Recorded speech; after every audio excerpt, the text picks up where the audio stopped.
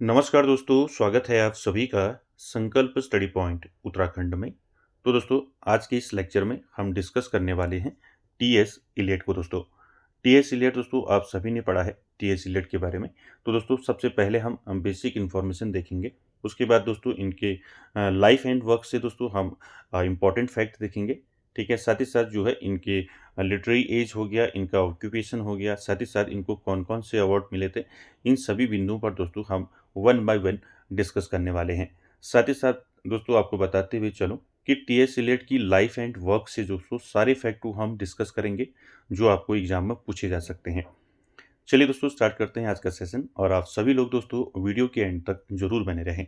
साथ ही साथ दोस्तों आपको बता दूं कि इससे पहले जो है आपके 4 राइटर जो हैं कंप्लीट हो चुके हैं पोइट्री सेक्शन से, जिनको आप दोस्तों प्लेलिस्ट में जाके देख सकते हैं। चलिए स्टार्ट करते हैं। सबसे पहले हम जो है टीएस इलियट की बेसिक इंफॉर्मेशन से चलेंगे।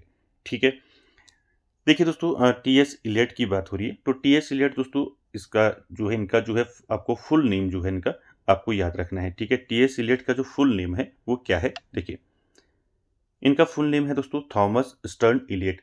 ठीक है, तो यहाँ पर आपको याद रखना है टीएस इलियट का फुल फॉर्म जो है दोस्तों हर परीक्षा में दोस्तों आपको देखने को मिलता है। ठीक है, तो यहाँ पर इनका फुल नेम अभी हम आगे बात करेंगे कि जो इनका नेम था दोस्तों थॉमस स्टर्न इलियट, तो यहाँ पर आपको याद रखना है जो इनका इलियट जो यहाँ पर इलियट है लास्ट नेम, ये इलियट जो है दोस्तों ये कहाँ से आया है, ये इनके फादर के नेम से लिया गया है इलियट। ठीक है, और इनकी मदर के नेम से लिया गया है स्टर्न। ठीक है, तो और इनका नाम क्या था, या थॉमस कहें या फिर आप इसको टॉमस कहें। ठीक है, जो भी आप प्रोनाउंस करें। ठीक है, तो यहाँ पर ये आपको याद रखना है। चलिए आगे हम इस पर डिस्कस करेंगे। चलिए चलते हैं इनके जन्म से।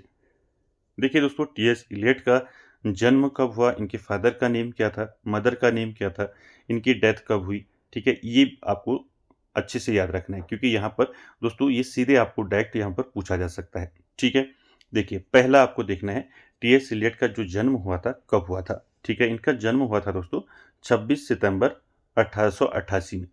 ठीक है, ध्यान रखेंगे आपको सीधे क्वेश्चन पूछा जा सकता है कि टीएस इलियट का जो जन्म है वो कब हुआ था। ठीक है, तो याद रखेंगे 26 सितंबर 1888 को जन्म हुआ था दोस्तों टीएस इलियट का। इनके फादर का नेम क्या था, इनके फादर का नेम था हेनरी वेयर इलियट। ठीक है, याद रखेंगे इनके फादर का नेम क्या था, हेनरी वेयर इलियट। ठीक है, मदर का नाम देखिए, मदर का नाम था चार्लोट चैम्प स्टर्न्स। ठीक है, और इनकी डेथ हुई थी दोस्तों 4 जनवरी 1965 को। ठीक है, तो यहाँ पर देखिए जो इनका जो नेम है दोस्तों, इनका नेम जो फर्स्ट नेम इनका है ये इनका नेम है टॉमस। ठीक है, या थॉमस आप जो आप प्रोनाउंस करें। तो देखिए थॉमस जो है स्टर्न्स इलियट जो है, यहाँ पर देखिए इनकी मदर का नाम, यहाँ पर देखिए यहाँ से इनका जो स्टर्न्स है ये लिया गया है और यहाँ से फादर के नेम से इलियट लिया गया है। ठीक है, तो इनका पूरा नाम क्या हो गया, थॉमस स्टर्न्स इलियट। ठीक है, ये भी ध्यान रखेंगे जो इलियट है ये फादर के नेम से लिया गया है और जो स्टर्न्स है ये मदर के नेम से लिया गया है। ठीक है, और इनकी जो डेथ हुई थी कब हुई थी, 4 जनवरी 1965। तो यहाँ पर 2 फैक्टर आपको याद रखने हैं। पहला, इनका जन्म कब हुआ था, 26 सितंबर 1888 में हुआ था, और इनके फादर का नाम था हेनरी वेयर इलियट और मदर का नाम था चार्लोट चैम्पस्टन। ठीक है, और इनकी डेथ हुई थी 4 जनवरी 1965। ठीक है, नेम से आपको कंफ्यूज नहीं होना है, ये नेम आपको अच्छे से याद रखना है। मैंने आपको बता भी दिया तो आपको ध्यान में रखना है। ठीक है, कि इनका जो थॉमस स्टर्न्स इलियट है ये पूरा नाम है, और इलियट इनके फादर के नेम से लिया गया है और स्टर्न्स इनकी मदर के नेम से लिया गया है। बात करें ऑक्यूपेशन की दोस्तों, आप सभी जानते हैं टीएस इलियट जो है ये 20th सेंचुरी के दोस्तों एक आपके मेजर पोएट हैं। ठीक है, एसेसिस्ट हैं, प्ले राइट हैं, पब्लिशर हैं, क्रिटिक हैं। ठीक है, ये याद रखेंगे। ठीक है, 20th सेंचुरी के क्या है, ये मेजर पोएट हैं दोस्तों टीएस इलियट, और एसेसिस्ट हैं, प्ले राइट हैं, पब्लिशर हैं, क्रिटिक हैं। ठीक है, बात करें लिटरेरी मूवमेंट की तो दोस्तों ये जो है मॉडर्निज्म में लिटरेरी मूवमेंट से बिलोंग करते हैं। ठीक है, चलिए अब आपको जो है दोस्तों पॉइंट टू पॉइंट चलते हैं, और यहाँ पर दोस्तों आपको अच्छे से ध्यान रखना है हर पॉइंट को। ठीक है, देखिए पहला पॉइंट आपको देखना है, पहला है देखिए Thomas Stearns Eliot was born on 26 September 1888 in Saint Louis USA. His ancestors on the father's side had migrated to America in 1668 from England। तो दोस्तों यहाँ पर आपको ध्यान रखना है, ये तो मैंने आपको बता दिया कि जो थॉमस स्टर्न्स इलियट यानी कि टीएस इलियट थे, इनका जो जन्म हुआ था कब हुआ था? 26 सितंबर 1888 में हुआ था। ठीक है, कहाँ हुआ था अगर आपको पूछा जाता है तो इनका जन्म हुआ था इन सेंट लुइस यूएसए। ठीक है, अमेरिका में इनका जन्म हुआ था दोस्तों। ठीक है, याद रखेंगे। साथ ही साथ दोस्तों इनके जो एंसेस्टर्स थे, यानी कि जो टीएस इलियट के जो पूर्वज थे दोस्तों, ठीक है, ये पूर्वज जो है इनके पहले इंग्लैंड में थे। ठीक है, यानी कि इंग्लैंड में थे। ठीक है, लेकिन फिर बाद में 1688 में वो कहाँ सेटल हो गए? अमेरिका में सेटल हो गए।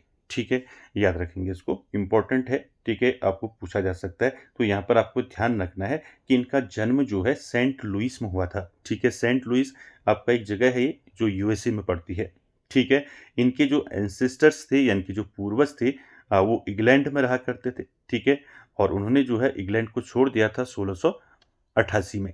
ठीक है, 1688 में छोड़ा और अमेरिका में जो है सेटल हो गए। क्लियर है? चलिए अगला पॉइंट देखिए, अगला क्या है? अगला है दोस्तों, his father Henry Ware Eliot was a successful businessman and treasure of the hydraulic press company in Saint Louis. दोस्तों यहाँ पर आपको ध्यान रखना है कि इनके जो फादर थे टीएस इलियट के, कौन थे? Henry Ware Eliot. तो इनके फादर जो हैं हेनरी वेयर इलियट जो है, ये क्या थे? एक सक्सेसफुल बिजनेसमैन थे। ठीक है, ध्यान रखेंगे। ठीक है, एंड ट्रेजरर, यानी कि ट्रेजर मतलब क्या होता है? ट्रेजर मतलब होता है खजांची जिसको हम बोलते हैं, या मुनीम जिसको हम बोलते हैं। तो ये मुनीम थे दोस्तों of the hydraulic press company में। ठीक है, ध्यान रखेंगे। ठीक है, आपको पूछा जा सकता है टीएस इलियट के जो फादर थे वो क्या थे? एक सक्सेसफुल बिजनेसमैन थे एंड ट्रेजरर थे, यानी कि मुनीम थे। किस कंपनी में? हाइड्रोलिक प्रेस कंपनी में। और ये कंपनी कहाँ थी दोस्तों? ये थी सेंट लुइस में। ठीक है, सेंट लुइस में थी। ठीक है, यूएसए में। क्लियर है? चलिए इसके बाद देखिए अगला पॉइंट क्या है। अगला है दोस्तों, his mother's name was Charlotte Champe Stearns, an American school teacher, poet and social worker.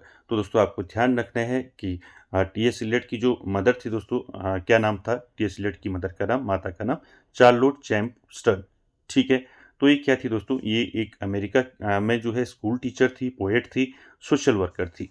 ठीक है, उसके बाद देखिए अगला पॉइंट क्या है। अगला है दोस्तों, T S Eliot was the youngest of his parents 7 children having 5 sisters and 1 brother. तो दोस्तों यहाँ पर आपको ध्यान रखना है, T S Eliot was the youngest थे। ये यंगेस्ट थे दोस्तों टीएस इलियट। इनके फादर के, इनके जो पेरेंट्स थे उनके टोटल जो हैं 7 चिल्ड्रंस थे, उनमें सबसे यंगेस्ट आपके कौन थे? टीएस इलियट थे। ठीक है, हैविंग 5 सिस्टर्स एंड 1 ब्रदर। ठीक है, चलिए इसके बाद अगला देखिए, अगला पॉइंट क्या है। अगला पॉइंट है दोस्तों, यहाँ पर आपको याद रखना है इन हिज चाइल्डहुड, इनके बचपन की बात करें तो आपको ध्यान रखना है टीएस इलियट की बचपन में ही दोस्तों इनको एक बीमारी लगी थी टीएस इलियट को, और बीमारी का नाम था दोस्तों, क्या था? इंग्युनल हार्निया। ठीक है, ध्यान रखेंगे। तो बचपन में ही दोस्तों इनको एक बीमारी लग गई थी जिसका नाम था इंग्युनल हार्निया। ठीक है, which prevented him from participating in many childhood activities.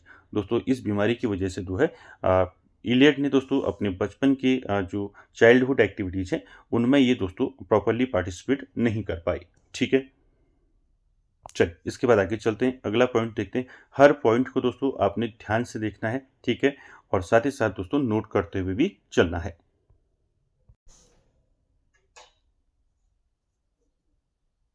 देखिए अगला पॉइंट क्या है। अगला है, from 1898 to 1905 Eliot entered Smith Academy founded by his grandfather William Greenleaf Eliot, where he studies some classical languages like Latin, Ancient Greek, French and German। तो दोस्तों यहाँ पर आपको पॉइंट को ध्यान में रखना है, फ्रॉम 1898 टू 1905। ठीक है, 1898 से लेकर 1905 तक दोस्तों इलियट ने जो है कहाँ पढ़ाई की? ठीक है, इन्होंने पढ़ाई की दोस्तों स्मिथ एकेडमी में। ठीक है, ध्यान रखेंगे स्मिथ एकेडमी में टीएस इलियट ने 1898 से लेकर 1905 तक इन्होंने पढ़ाई की थी। और इलियट के दोस्तों जो ग्रैंडफादर थे विलियम ग्रीनलीफ इलियट, इन्होंने दोस्तों स्मिथ एकेडमी को क्या किया था? फाउंड किया था, यानी कि इनके ग्रैंडफादर ने ही इसको जो है इस एकेडमी को बनाया था। ठीक है, ध्यान रखेंगे इनके ग्रैंडफादर का नाम क्या था? William Greenleaf Eliot. ठीक है, तो ध्यान रखेंगे दोस्तों 1898 से लेकर 1905 तक इलियट ने जो है स्मिथ एकेडमी में पढ़ाई की थी। और जो स्मिथ एकेडमी है दोस्तों, स्मिथ एकेडमी जो है इलियट के ग्रैंडफादर ने बनाई थी। ठीक है, याद रखेंगे, जिनका नाम था विलियम ग्रीनलीफ इलियट। ठीक है, क्लियर हो गया।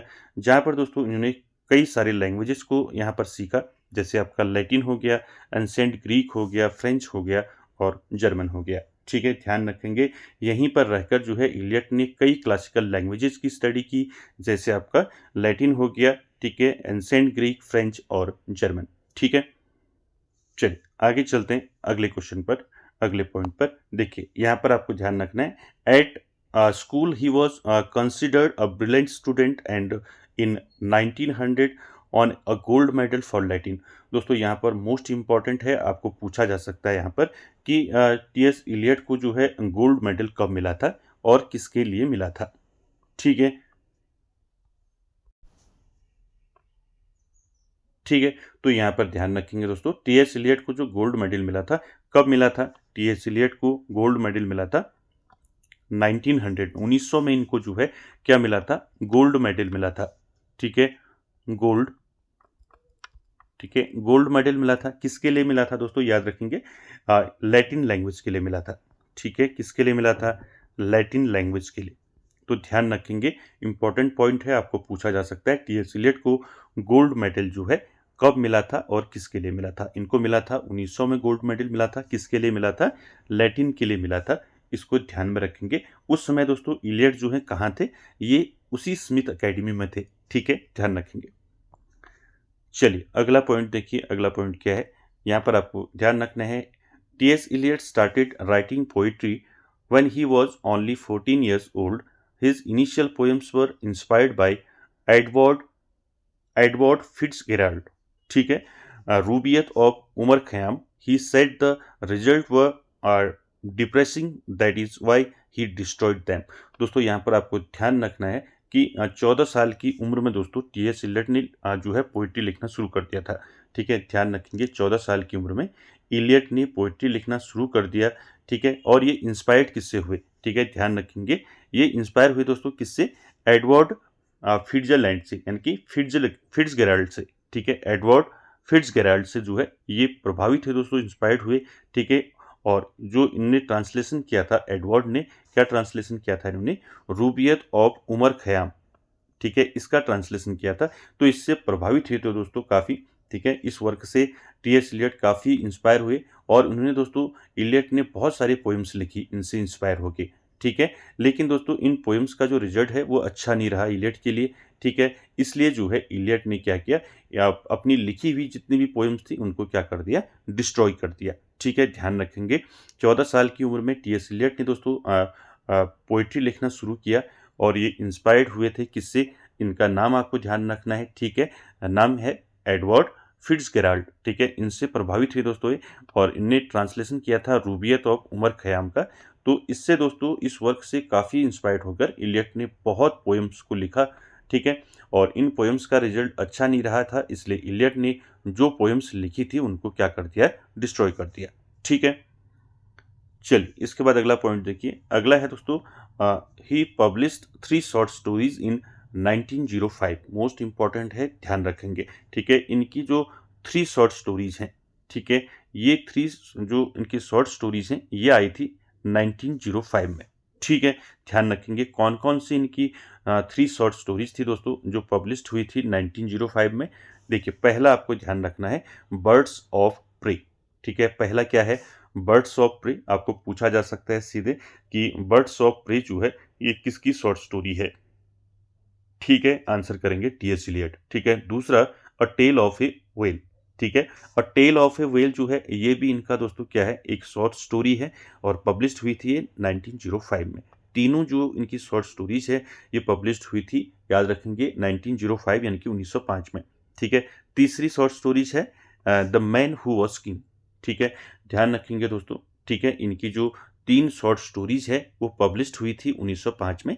3 कौन कौन सी हैं? Birds of prey, a tale of a whale, the man who was king. ठीक है, तीनों को ध्यान में रखना है, कोई भी आपको यहाँ से उठा के पूछा जा सकता है। ठीक है, आपको पूछ लिया जाएगा कि इनमें से कौन सी शॉर्ट स्टोरी टी.एस. इलियट ने लिखी है। ठीक है, आपको मल्टीपल में ऑप्शन दे दिए जाएंगे। ठीक है, ध्यान रखेंगे। और ये तीनों पब्लिश हुई थी 1905 में। क्लियर है?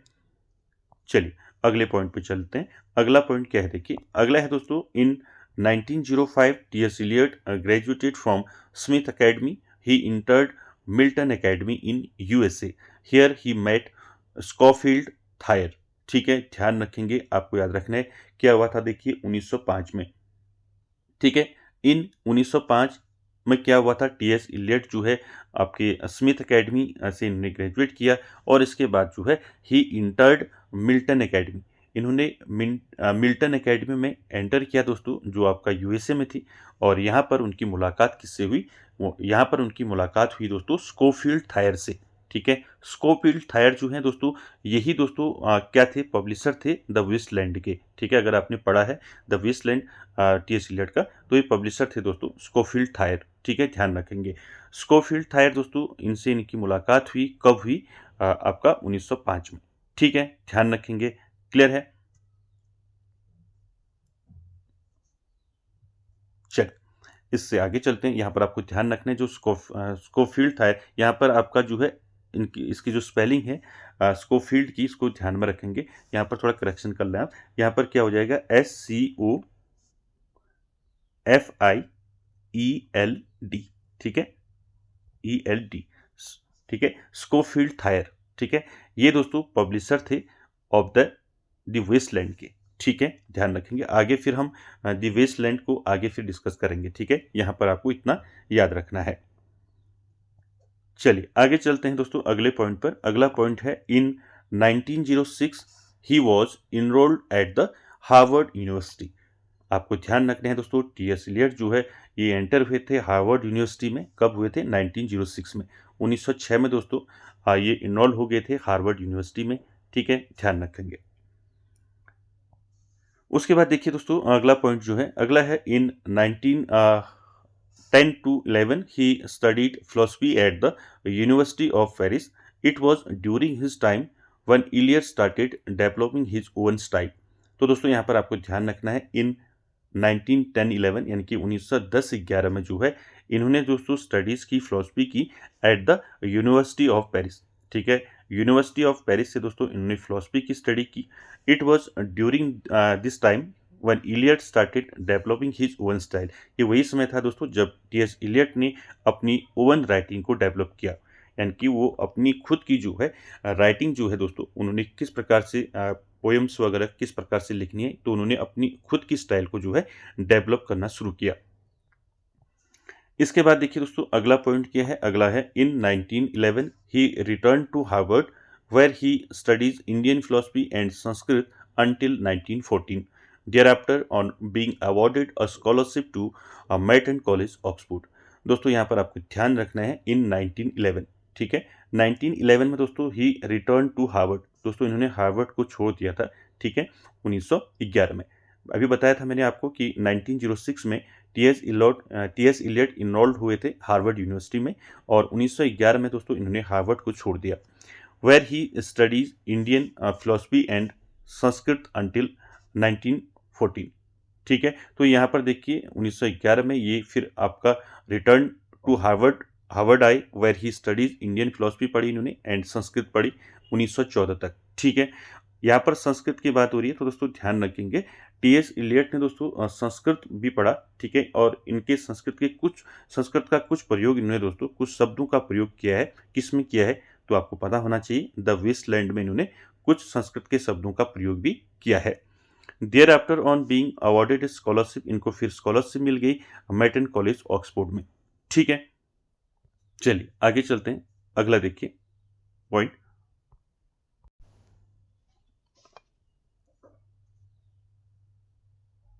देखिए अगला पॉइंट क्या है, अगला है दोस्तों, on New Year's Eve 1914 Eliot wrote a letter to Conrad Aiken. इन्होंने दोस्तों क्या किया, ऑन न्यू ईयर ईव।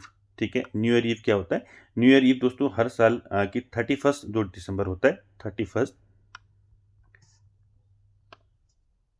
ठीक है, 31 जो दिसंबर होता है हर साल का, तो उसको हम दोस्तों न्यू ईयर ईव कहते हैं। तो न्यू ईयर ईव 1914, ध्यान रखेंगे 1914 में ठीक है, यहाँ पर याद रखेंगे 1914 में दोस्तों इन्होंने एक लेटर लिखा। ठीक है, एक लेटर लिखा, किसको लिखा लेटर? कॉनराड एकिन को। ठीक है, ध्यान रखेंगे ऑन न्यू ईयर ईव 1914 यानी कि 31 दिसंबर 1914 को दोस्तों इन्होंने एक लेटर लिखा कॉनराड एकिन को। ठीक है, और उस लेटर में इन्होंने क्या लिखा दोस्तों, ये आपको ध्यान रखना है। क्या लिखा देखिए, पहला इन्होंने लिखा दोस्तों, आई hate university towns and university people. ठीक है, इन्होंने कहा कि जहाँ पर यूनिवर्सिटीज होती हैं उन शहरों से मैं नफरत करता हूँ। ठीक है, दूसरा इन्होंने क्या लिखा, Oxford is very pretty but I don't like to be dead. इन्होंने कहा कि ऑक्सफोर्ड यूनिवर्सिटी बहुत अच्छी है लेकिन मैं इस मरे हुए लोगों की तरह नहीं जीना चाहता हूँ। तो दोस्तों ये दोनों चीज़ आपको याद रखना है। इन्होंने ऑन न्यू ईयर ईव 1914 में इलियट ने दोस्तों एक लेटर लिखा था कॉनराड एकिन को, और जिसमें उन्होंने लिखा था कि मैं जो है जहाँ पर यूनिवर्सिटी होती है मैं उन शहरों से नफरत करता हूँ। ऑक्सफोर्ड यूनिवर्सिटी बहुत अच्छी है लेकिन मैं इन मरे हुए लोगों की तरह नहीं जीना चाहता। ठीक है, ध्यान रखेंगे ये आपका 1914 जो इनका ईयर है इसको ध्यान रखेंगे। ठीक है, 1914 में, ठीक है, न्यू ईयर ईव, ठीक है, जिसको हम बोलते हैं हर साल की जो 31 दिसंबर होता है उसे हम न्यू ईयर ईव कहते हैं दोस्तों। ठीक है, तो यहाँ पर इन्होंने लेटर लिखा, किसको लिखा? कॉनराड एकिन को लिखा, ये भी ध्यान रखेंगे। और क्या लिखा, ये दोनों चीज़ आपको याद रखनी है। ठीक है, I hate university towns and university people, Oxford is very pretty but I don't like to be dead. ठीक है, सीधे डायरेक्ट आपको यहाँ से क्वेश्चन पूछा जा सकता है। ठीक है, ध्यान रखेंगे। चलिए अगले पॉइंट पर चलिए। ये 1914 इसलिए भी याद रखना है क्योंकि ये इनका इंपॉर्टेंट ईयर है दोस्तों। ठीक है, ध्यान रखेंगे। In the same year 1914 he met Ezra Pound. ठीक है, ध्यान रखेंगे दोस्तों, ये कई बार क्वेश्चन पूछा गया है कि टीएस इलियट जो है ये इजरा पाउंड से कब मिले। ठीक है, ये क्वेश्चन पूछा गया है कई बार, तो ध्यान रखेंगे 1914। ठीक है, 1914 में टीएस इलियट की मुलाकात किससे हुई? एजरा पाउंड से हुई। ठीक है, चलिए अगला पॉइंट देखिए। अगला पॉइंट क्या है? अगला है दोस्तों, Ezra Pound was quick to recognise Eliot's talent and introduce him to many poets, writers, artists, and intellectuals in London. He also helped him to publish his work. दोस्तों यहाँ पर आपको ध्यान रखना है, मैंने बताया कि इनकी जो मुलाकात हुई इजरा पाउंड से कब हुई थी? 1914 में हुई थी। ठीक है, ध्यान रखेंगे। तो 1914 में जब एजरा पाउंड से इनकी मुलाकात हुई दोस्तों, तो एजरा पाउंड ने दोस्तों इनको जल्दी पहचान लिया, इनके टैलेंट को बहुत जल्दी पहचान लिया और इनको जो है इंट्रोड्यूस कराया बहुत सारे पोएट्स के साथ, राइटर्स के साथ, आर्टिस्टों के साथ और इंटेलेक्चुअल्स इन लंदन, यानी कि जो लंदन के जो इंटेलेक्चुअल लोग थे, यानी कि जो बुद्धिमान लोग थे, उनसे मुलाकात इनकी करवाई एजरा पाउंड ने। ठीक है, he also helped him to publish his work, और इन्होंने दोस्तों टीएस इलियट की वर्क को पब्लिश करने में काफ़ी मदद की। ठीक है, उसके बाद देखिए दोस्तों अगला पॉइंट क्या है? अगला है दोस्तों, in 1915 Eliot left Merton college Oxford and started teaching French and Latin in Highgate junior school in London. तो दोस्तों यहाँ पर आपको ध्यान रखना है। ठीक है, जहाँ पर भी आपको ये ईयर मिल रहे हैं, ठीक है, अंडरलाइन मैंने किए हैं, आपको इनको ध्यान रखना है। ठीक है, इन 1915, ठीक है, 1915 में इलियट ने दोस्तों छोड़ दिया था, ठीक है, लेफ्ट छोड़ दिया था मेटन कॉलेज ऑक्सफोर्ड। ठीक है, इन्होंने जो है मेटन कॉलेज ऑक्सफोर्ड को दोस्तों 1915 में छोड़ दिया था एंड स्टार्टेड टीचिंग, इन्होंने टीचिंग शुरू कर दी थी दोस्तों French and Latin in Highgate junior school in London. ठीक है, तो आपको ध्यान रखना है दोस्तों टीएस इलियट ने टीचिंग भी की है। ठीक है, तो इन्होंने टीचिंग कब की? तो याद रखेंगे 1915 में जब इलियट ने मेटन कॉलेज ऑक्सफोर्ड को छोड़ा, उसके बाद जो है इन्होंने टीचिंग स्टार्ट की और उन्हें फ्रेंच और लैटिन पढ़ाया दोस्तों। कहाँ पढ़ाया? हाईगेट जूनियर स्कूल में पढ़ाया, और ये स्कूल कहाँ था दोस्तों? ये था लंदन में।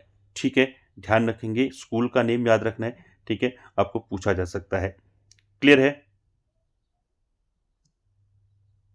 चलिए अगला पॉइंट देखिए। अगला क्या है दोस्तों? अगला है on 26 June 1915 T S Eliot married Haigh-Wood and settled in London. The couple was not happy because of Haigh-Wood illness and separated in 1933। दोस्तों इंपॉर्टेंट फैक्ट आपको याद रखना है यहाँ पर कि इनकी जो शादी हुई थी, इनकी जो मैरिड हुई थी, ठीक है, ये किससे इनकी शादी हुई थी? ठीक है, तो इनकी मैरिज किससे हुई थी? देखिए कब हुई थी और किससे हुई थी। देखिए दोस्तों ऑन 26 जून 1915 को क्या हुआ, 26 जून 1915 को टी.एस. इलियट की शादी होगी दोस्तों किसके साथ, हेवुड के साथ। ध्यान रखेंगे ये पूछा जा सकता है आपको कि टी.एस. इलियट किससे मैरिड हुई, इनकी किससे मैरिज हुई, हाईवुड से, ठीक है। एंड सेटल्ड इन लंदन, और दोस्तों ये कहाँ सेटल्ड हो गए, लंदन में सेटल्ड हो गए, ठीक है। क्लियर हो गया। ये क्वेश्चन पूछा गया है कि इलियट जो है लंदन में कब सेटल्ड हुए, ठीक है, तो याद रखेंगे 1915 में, ठीक है। 1915 में टी.एस. इलियट जो है ये लंदन क्या हो गए थे, लंदन में सेटल्ड हो गए थे, ठीक है। और इनकी जो शादी हुई, इनकी जो मैरिज हुई दोस्तों कब हुई, ये भी याद रखेंगे 26 जून, ठीक है। 26 जून 1915 को इनकी शादी हुई थी, किससे हुई थी, हेवुड से हुई थी, ठीक है, हेवुड, ठीक है। तो सारे फैक्टर आपको ध्यान में रखने हैं दोस्तों। शादी होने के बाद दोस्तों the couple was not happy because of Heywood illness. दोस्तों ज़्यादा समय तक दोस्तों ये साथ में नहीं रहे, क्योंकि जो हेवुड थी दोस्तों, जो इनकी वाइफ थी, वो काफ़ी बीमार रहती थी, ठीक है, जिसकी वजह से इनका सेपरेशन हो गया था 1933 में। क्लियर है, यानी कि 1933 में दोस्तों ये क्या हो गए थे, अलग हो गए थे, ठीक है, सेपरेट हो गए थे। क्लियर है। यहाँ पर आपको ध्यान रखना है इनकी शादी हुई थी 1915 में, और ये फिर एक दूसरे से अलग हो गए थे 1933 में, ठीक है। रीज़न क्या था, रीज़न ये था दोस्तों कि हेवुड जो थी ये काफ़ी बीमार रहती थी, ठीक है। चलिए अगला पॉइंट देखिए, अगला क्या है, अगला पॉइंट देखिए दोस्तों, in 1915 his the love song of J Alfred Prufrock was published. It was his first major work. दोस्तों यहाँ पर आपको ध्यान रखना है, अभी आगे भी हम इनके वर्क्स को डिस्कस करेंगे, तो यहाँ पर आपको ध्यान रखना है इन 1915 1915 में दोस्तों इनका इनका एक वर्क पब्लिश्ड हुआ, ठीक है। कौन सा वर्क पब्लिश्ड हुआ, the love song of J Alfred Prufrock, ठीक है। ये वर्क दोस्तों इनका पब्लिश्ड हुआ था 1915 में, ठीक है। और ये जो है दोस्तों it was his first major work, ये इनका पहला मेजर वर्क था टी.एस. इलियट का, ठीक है, ध्यान रखेंगे। और आपको पूछा जा सकता है कि the love song of J Alfred Prufrock जो है ये पब्लिश कब हुआ, तो याद रखेंगे 1915 में ये पब्लिश हुआ था, ठीक है, ध्यान रखेंगे। क्लियर है। तो यहाँ पर आपने दोस्तों अच्छे से ध्यान रखना है, हर पॉइंट को दोस्तों आपने अच्छे से देखना है, और ये सारी चीज़ें दोस्तों कलेक्ट करके आपको जो है इंपॉर्टेंट फैक्ट जितने भी टी.एस. इलियट से बन सकते हैं, ये सारे दोस्तों इसमें आपको देखने को मिलेंगे, ठीक है। आपने हर पॉइंट को ध्यान में रखना है। देखिए जो इनका फर्स्ट मेजर वर्क है, आपको पूछा जा सकता है टी.एस. इलियट का फर्स्ट मेजर वर्क, हालांकि इन्होंने इससे पहले भी जो है काफ़ी सारी शॉर्ट स्टोरीज वगैरह जो है पोइम्स वगैरह लिखी थी, जो मैंने अभी आपको बताया था, ठीक है। लेकिन इनका जो पहला जो फर्स्ट मेजर वर्क माना जाता है वो माना जाता है the love song of J Alfred Prufrock, ठीक है। ये कब पब्लिश हुआ, 1915 में। क्लियर है। चलिए आगे चलते हैं कुछ अगले पॉइंट पर। अगला पॉइंट है दोस्तों इन 1917, ठीक है, 1917 में he became the editor of egoist magazine in London. Most important है, आपको पूछ लिया जाएगा कि ईगोइस्ट मैगजीन के एडिटर जो हैं इलियट कब बने, ठीक है। ये एडिटर बने दोस्तों ईगोइस्ट मैगजीन के लंदन में, कब बने, तो ये आपको ध्यान रखना है, ये एडिटर बने थे दोस्तों 1917 में, ठीक है। ध्यान रखेंगे, हर जो आपका ईयर आ रहा है आपको इसको ध्यान में रखना है, ठीक है।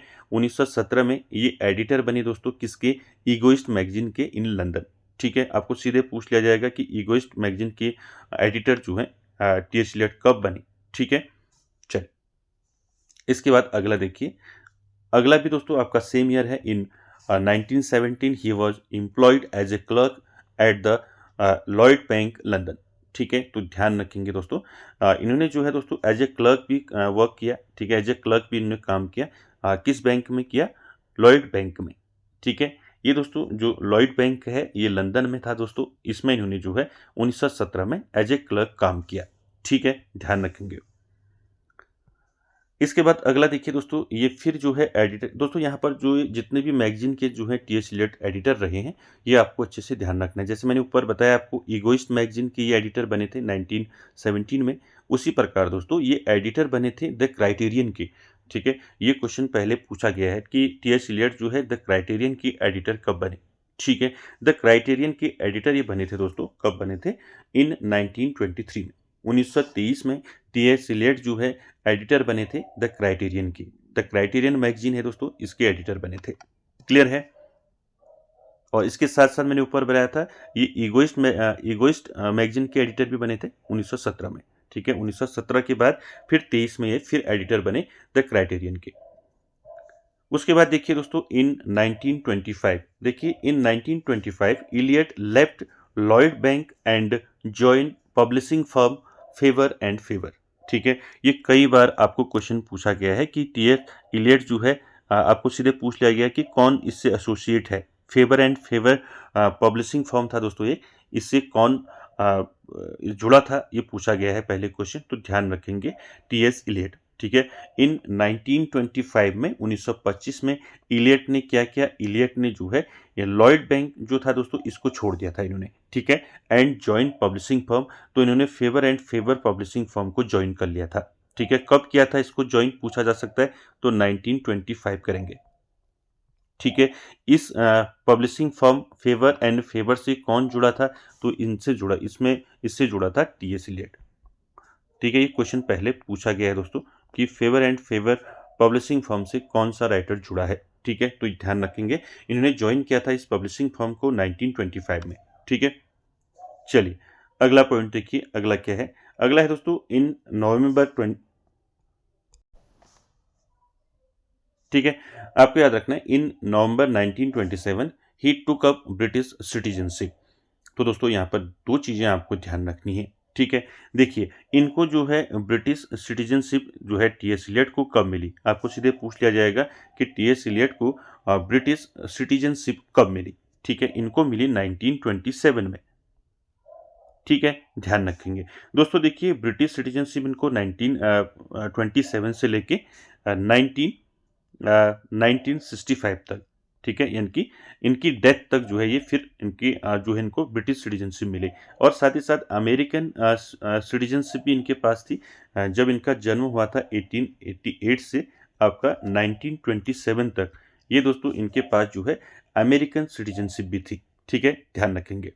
और इनको ब्रिटिश सिटीजनशिप कब मिली, ये मिली 1927 में। क्लियर है। चलिए अगला पॉइंट देखिए, अगला है दोस्तों इंपॉर्टेंट है, आप सभी ने पढ़ा होगा इसको। इन 1948 1948 में Eliot received the Nobel prize in literature. दोस्तों आपको पता है कि जो टीएस इलियट है इनको नोबेल प्राइज कब मिला था, इनको नोबेल प्राइज मिला था लिटरेचर के लिए, कब मिला था, 1948 में। ध्यान रखेंगे क्वेश्चन कई बार पूछा भी गया है पहले। 1948 में टीएस इलियट को क्या मिला था, नोबेल प्राइज मिला था। ठीक है, चलिए अगला देखिए, अगला जो अवार्ड है इनका ये भी आपको ध्यान रखना है, ये भी पूछा गया है। टीएस इलियट को दोस्तों ऑर्डर ऑफ मेरिट जो है अवार्ड मिला था। ठीक है, इन 1948 आपको याद रखना है, 1948 में Eliot was awarded the order of merit. ठीक है, दोनों चीज याद रखनी, यानी कि 1948 याद रखना है, इसी में इनको, इस ईयर में इनको क्या मिला, एक तो नोबेल प्राइज मिला और दूसरा क्या मिला, दूसरा मिला इनको order of merit, order of merit. ठीक है, तो ध्यान रखेंगे 1948। ठीक है, नोबेल प्राइज कब मिला था, T S Eliot received Nobel prize in literature in 1948। ठीक है, in 1948 Eliot was awarded with order of merit, दोनों चीज याद रखेंगे। चलिए आगे चलते हैं अगले पॉइंट में।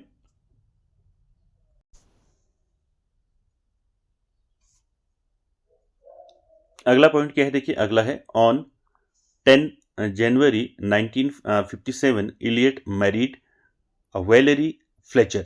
ठीक है, ध्यान रखेंगे दोस्तों कि इन्होंने जो है दोस्तों फिर एक शादी की। ठीक है, पहले तो एक शादी की थी इन्होंने जिसमें इनका आपका सेपरेशन हो गया था इनका 1933 में। ठीक है, मैंने बताया था ना इनकी शादी हुई थी 1915 में और उसके बाद जो है 1933 में ये सेपरेट हो गए थे, अलग हो गए थे, शादी टूट गई थी टीएस इलियट की। और फिर जो है दोस्तों इन्होंने जो है 10 जनवरी 1957 को इलियट ने फिर दोस्तों क्या की, शादी की, किसके साथ की, विलेरे फ्लेचर के साथ।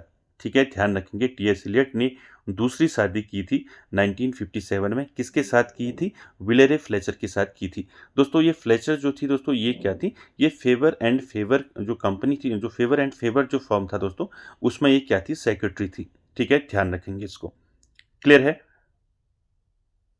ऑन 10 जनवरी 1957 यानी कि 1957 में इलियट ने शादी की वेलेरी फ्लेचर से। दोस्तों वेलेरी फ्लेचर जो है दोस्तों ये सेक्रेटरी थी एट फेवर एंड फेवर में। ठीक है, मैंने आपको बताया फेवर एंड फेवर जो है एक पब्लिशिंग फर्म था दोस्तों, जिसमें टीएस इलियट ने ज्वाइन किया था इसको। ठीक है, चलिए अगला पॉइंट देखिए, अगला क्या है। अगला है दोस्तों, इन 1964 he received presidential medal of freedom from United states of America. दोस्तों इनको जो है 1964 में इन्होंने दोस्तों इनको 1964 में he received presidential medal award मिला इनको। ठीक है, प्रेसिडेंशियल मेडल मिला for freedom from United states of America. ठीक है, ध्यान रखेंगे। इसके बाद दोस्तों आपको याद रखना है यहाँ पर इलियट जो है दोस्तों, टीएस इलियट की जो डेथ हुई थी मैं पहले भी आपको बता चुका हूँ। इनकी डेथ हुई थी लंदन में। कब हुई थी? 4 जनवरी 1965 में। ठीक है, 4 जनवरी 1965 को दोस्तों टीएस इलियट की डेथ हो चुकी थी। ठीक है, उस समय उनकी एज जो है तो कितनी थी? 76 जो है टीएस इलियट की एज थी जब इनकी मृत्यु हुई थी। ठीक है, क्लियर हो गया। तो दोस्तों सारे जितने भी इनकी बायोग्राफी से जितने भी पॉइंट्स थे मैंने सारे दोस्तों आपको 1 बाय 1 बता दिए हैं। ठीक है, इनको एक बार और देखें अच्छे से, और हर ईयर वाइज जो है मैंने आपको यहाँ पर बता रखा है, आपको हर ईयर वाइज इसको ध्यान में रखना है और ऐसे ही आपको याद रखना है। ठीक है, चलिए अब बात करते हैं दोस्तों इनके इम्पोर्टेंट वर्क्स की। तो दोस्तों देखिए टीएस इलियट के काफ़ी सारे इम्पोर्टेंट वर्क्स हैं। ठीक है, जो पूछे जाते हैं परीक्षा में, जैसे आपका द वेस्टलैंड हो गया इनका जो है एक इनका इम्पोर्टेंट इनका जो वर्क है द वेस्टलैंड। ठीक है, यहाँ से आपके क्वेश्चन पूछे जाते हैं कि द वेस्टलैंड जो है कौन कौन सी मैगजीन में वो पब्लिश्ड हुई। ठीक है, वो पूछा जाता है, जैसे द क्राइटेरियन हो गया, द डायल हो गया। ठीक है, ये क्वेश्चन यहाँ से बनते हैं। ठीक है, चलिए 1 बाय 1 जो है इनके वर्क्स को डिस्कस करते हैं और हर वर्क्स को दोस्तों आपको ध्यान से रखना है। ठीक है, चलिए पहला वर्क देखते हैं इनका। इंपॉर्टेंट वर्क्स की बात करें तो पहला है जो मैं आपको बता चुका हूं पहले, जो इनका फर्स्ट मेजर वर्क रहा है, the love song of J Alfred Prufrock. ठीक है, पहला वर्क कौन सा है टीएस इलियट का? The love song of J Alfred Prufrock. ये कब पब्लिश हुआ? 1915 में। ठीक है, ये मैंने आपको पहले भी बताया। ठीक है, इसको ध्यान रखेंगे। इसके बाद दोस्तों दूसरा जो वर्क है वेस्टलैंड को इसके बाद देखेंगे। पहले एक मैं इसमें ऐड करना भूल गया, इसको आप ऐड कर लेंगे इसके बाद। The love song of J Alfred Prufrock के बाद आपको ऐड क्या करना है? ऐड करना है tradition and the individual talent. ये इनका वर्क है दोस्तों जो 1919 में पब्लिश हुआ था। ठीक है, क्या था वर्क का नाम? आपने सभी ने पढ़ा होगा, tradition and the individual talent.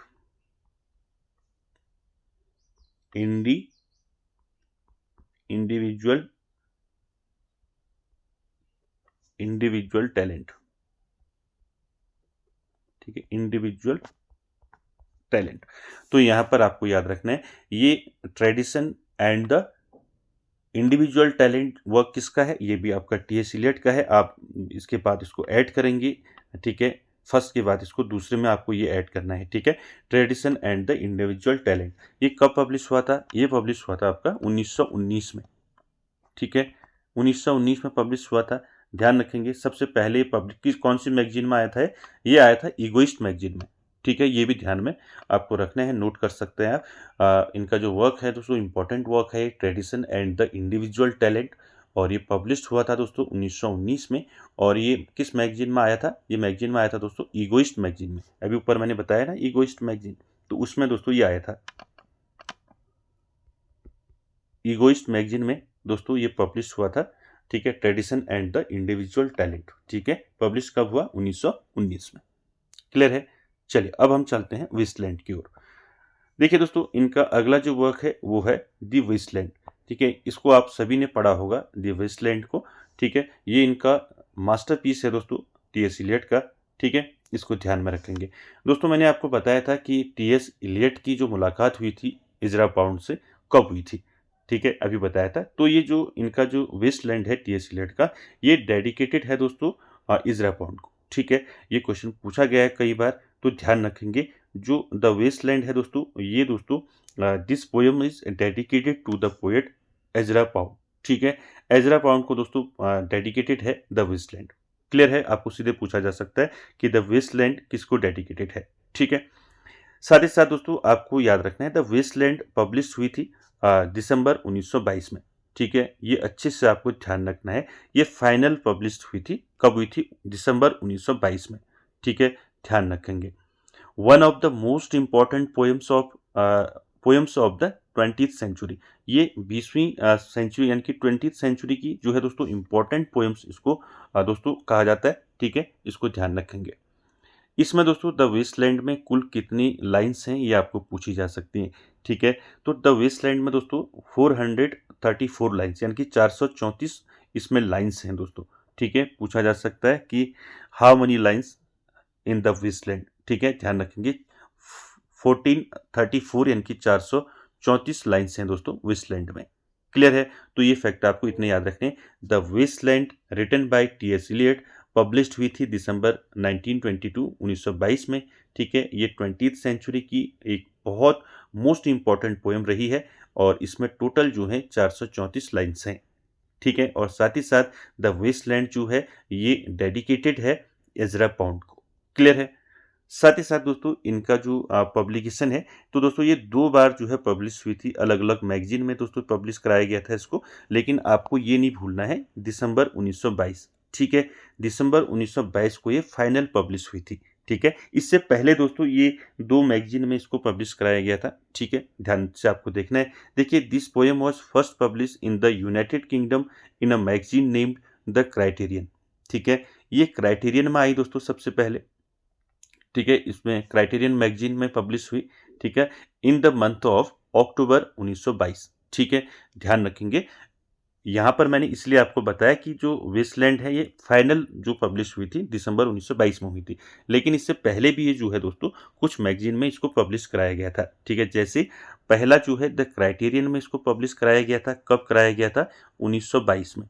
ठीक है, 1922 तो सेम ईयर है, लेकिन आपको याद रखना है ये अक्टूबर में क्राइटेरियन में पब्लिश कराई गई थी। ठीक है, क्लियर हो गया।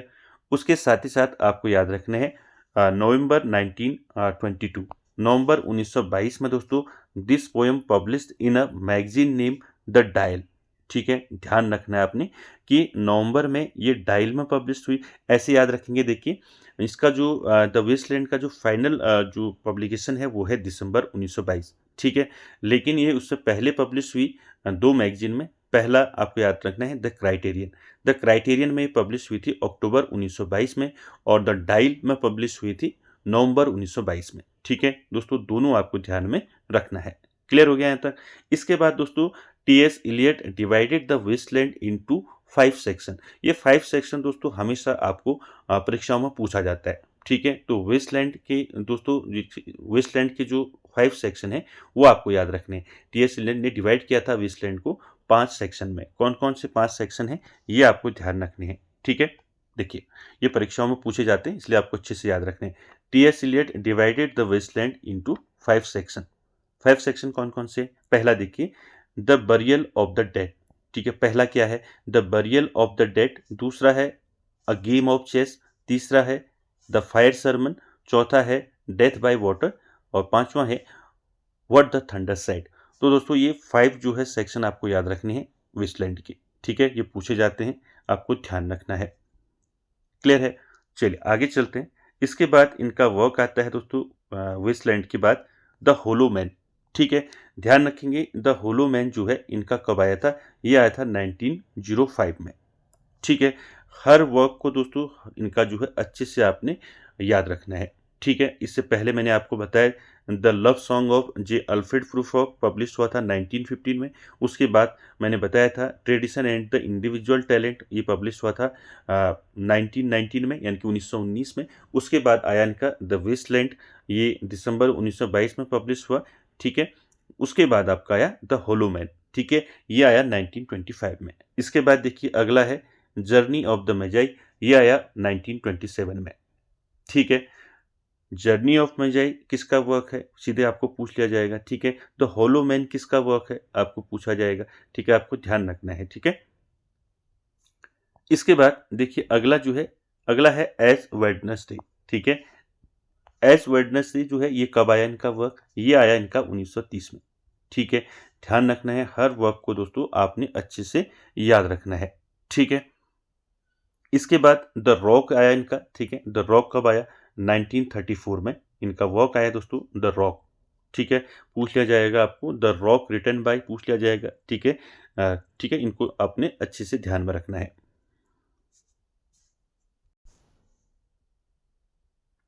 द रॉक के बाद दोस्तों आपको याद रखना है मर्डर इन द कैथेड्रल। ठीक है, अगला वर्क कौन सा है? अगला है मर्डर इन द कैथेड्रल। ठीक है, मर्डर इन द कैथेड्रल जो है ये कब आया? ये आया 1935 में। ठीक है, ध्यान रखेंगे, मर्डर इन द कैथेड्रल किसका वर्क है? Murder in the cathedral written by T S. Eliot. ठीक है, कब आया? 1935। उसके बाद देखिए अगला वर्क क्या है? The family reunion. ये भी मैंने आपको सारे जो प्रैक्टिस सेट मैंने आपको कराए हैं, वहाँ पर मैंने आपको टी.एस. इलियट के वर्क्स बताए थे, आपको याद होगा। तो यहाँ पर आपको याद आ रहा होगा कि सारे वर्क्स जो हैं आपको ध्यान रखने हैं।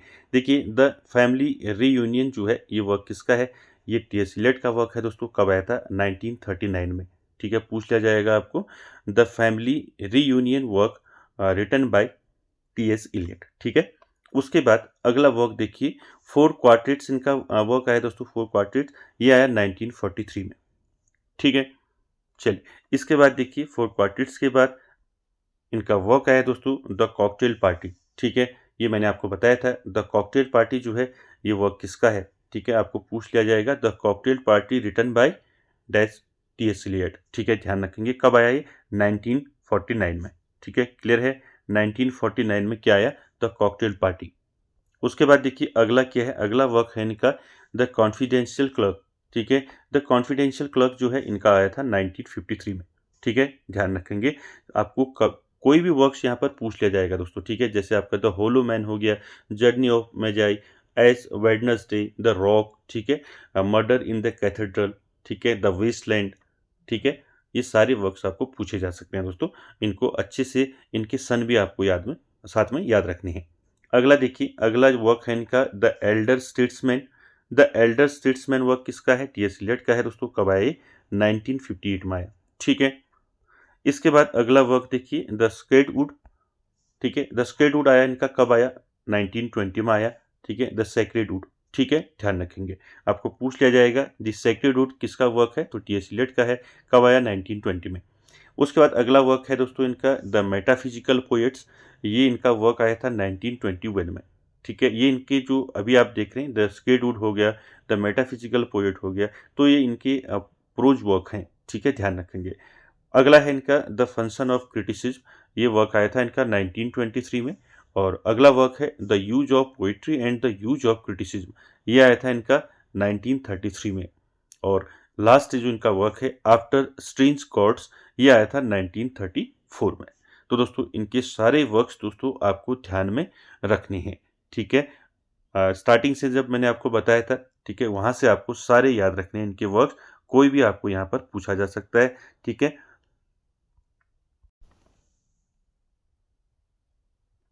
तो दोस्तों टी.एस. इलियट के बारे में हमने डिटेल में जान लिया। ठीक है, टी.एस. इलियट की बायोग्राफी एंड वर्क्स हमने डिस्कस करे दोस्तों। सारे जो हैं जितने भी इंपॉर्टेंट फैक्ट हैं टी.एस. इलियट से, सारे फैक्ट हमने डिस्कस किए। आई होप दोस्तों आप सभी को आज का सेशन अच्छा लगा होगा, और वीडियो को एंड तक देखने के लिए थैंक यू वेरी मच।